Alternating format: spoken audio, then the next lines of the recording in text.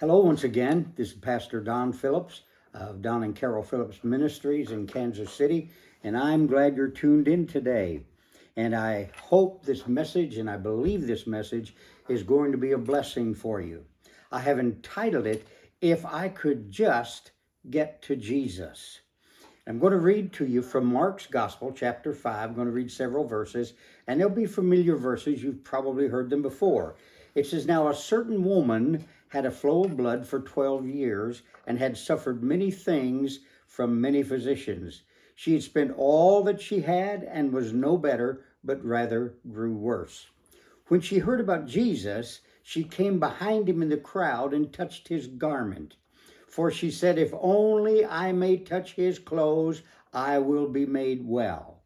Immediately, the fountain of her blood was dried up, and she felt in her body that she was healed of the affliction.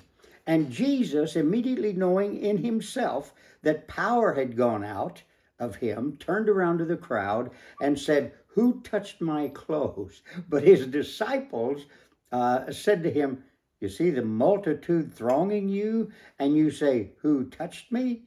Well, and he looked around to see her who had done this thing, but the woman, fearing and trembling, knowing what had happened to her, came and fell down before him and told him the whole truth. And he said to her, Daughter, your faith has made you well. Go in peace and be healed of your affliction. If I could just get to Jesus.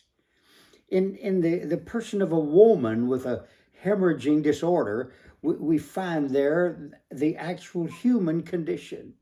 And when I say human condition, I'm trying to encompass the unique and what many people begin to believe is the inescapable features of being human.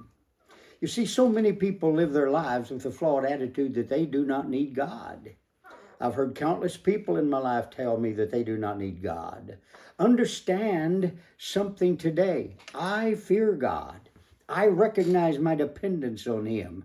I know beyond the shadow of a doubt that with him in my life, without him in my life, I am and would be nothing. And what I am in my life is because of him. Now, I understand too that I'm totally dependent on him for every breath that I breathe, every beat of my heart, every thought that I think. There is no question I need Jesus.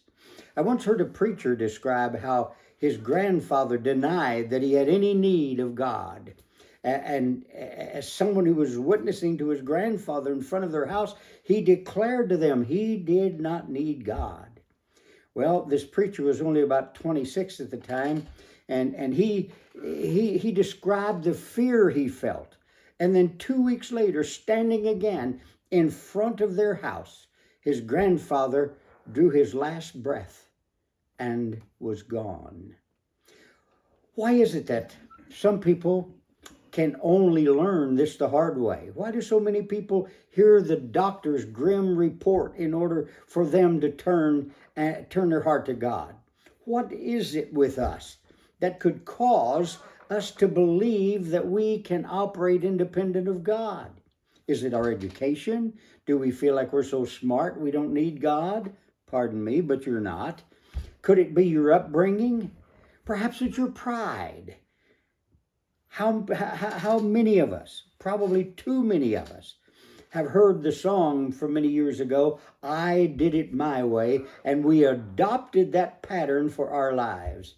Do we really think we can handle lives by ourselves? You know, it seems like they don't realize that we have an enemy. Jesus tells us that we have an enemy that wants to destroy us every day of the week. Jesus said this enemy desires to steal everything from us, to kill us and destroy us in any way he can. And you think you can handle that enemy by yourself? I don't know how old you may be today, but this enemy of yours that Jesus told us about is old enough to have centuries of experience, and he has thousands of experienced soldiers to help him. Still think you can handle him by yourself? Let me say right now, you need Jesus. The woman in our story today sounds a lot like people that I have met along life's way. She had spent all that she had and was no better, but instead grew worse. Our belief today is that our doctors will keep us alive and well. And I got to tell you, I appreciate what doctors do. But our thinking is also that our money will take care of us as long as life lasts. And while both of these may be true for a very small amount of time, neither is infinite or absolute. The woman I read about in your hearing was not helped by the doctors, but instead was harmed by some of their treatments. She spent every dime of her family's inheritance and all of her life savings trying to buy something that her money could never buy. What she was looking for was something that only Jesus could give her. But let me say that there is something about this woman I appreciate, and I believe Jesus appreciated it too. We can see and we know that this woman had become desperate. We know all of her money was used up. Her doctors could offer her no further treatments. Really, they had caused her to suffer more by the treatments they'd given her. This poor woman was out of options. And somebody listening to me today, maybe several of you, feel this same way. You have no more options. You've done everything you know to do, and you're still in the same rut. She knew there was no other way to turn. She had reached the end of her rope. She was disillusioned and she was discouraged. How about you? Have you ever been there? Have you ever been to the place in your life where you realize that no matter what you do, nothing seems to be getting any better?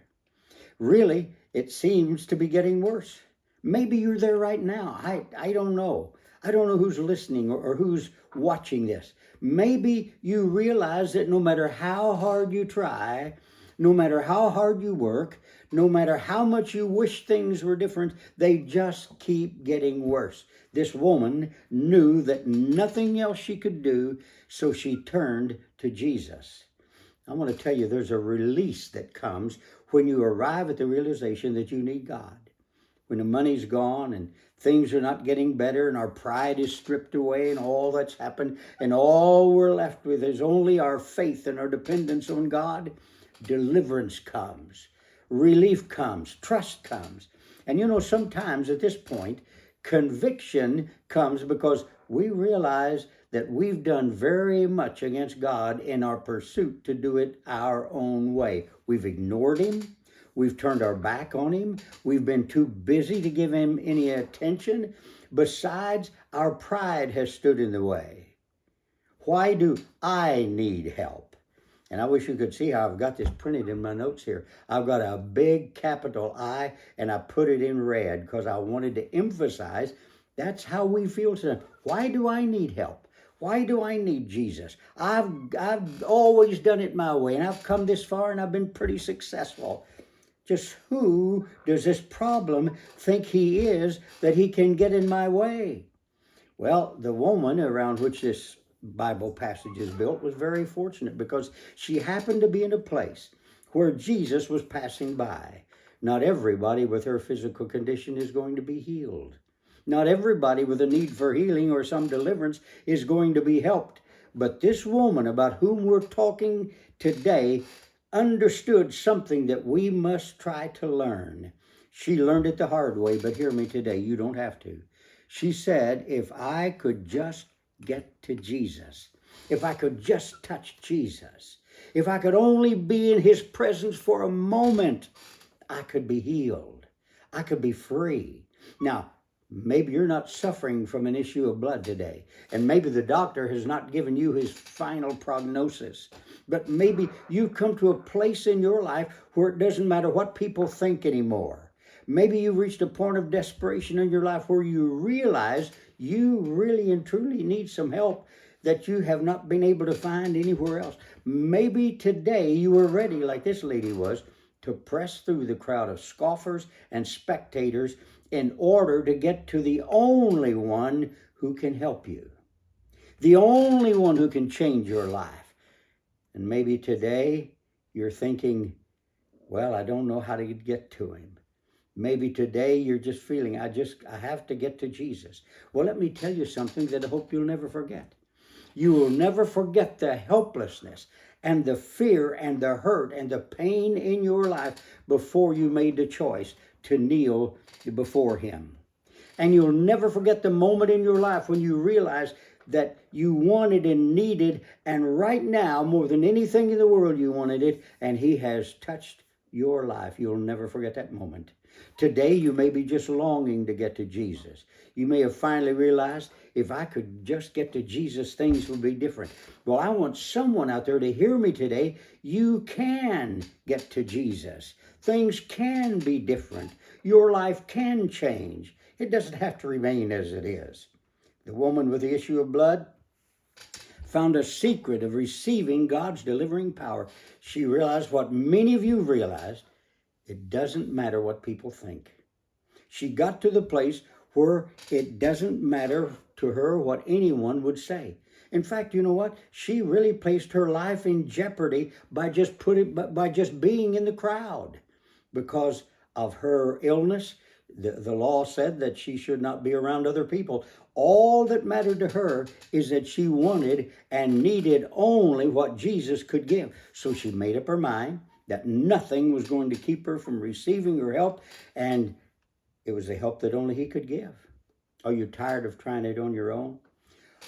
Are you ready to set your pride aside just long enough to tell him yes?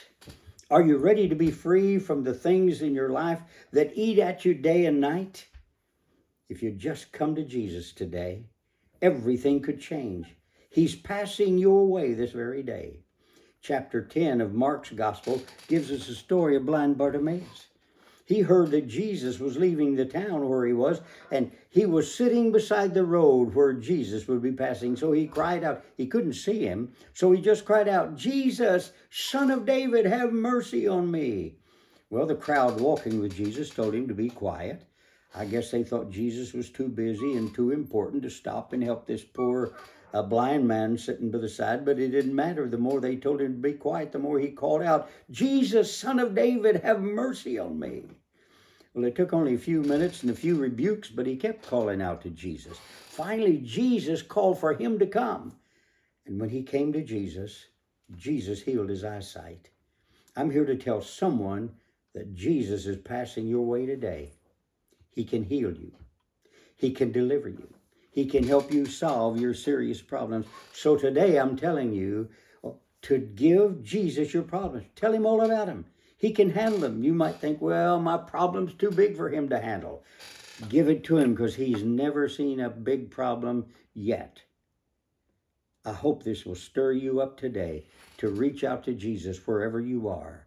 If you're not involved in a church, find a good church with people that will love you and pray with you. Give your life to the Lord and turn all your problems over to him. God bless you.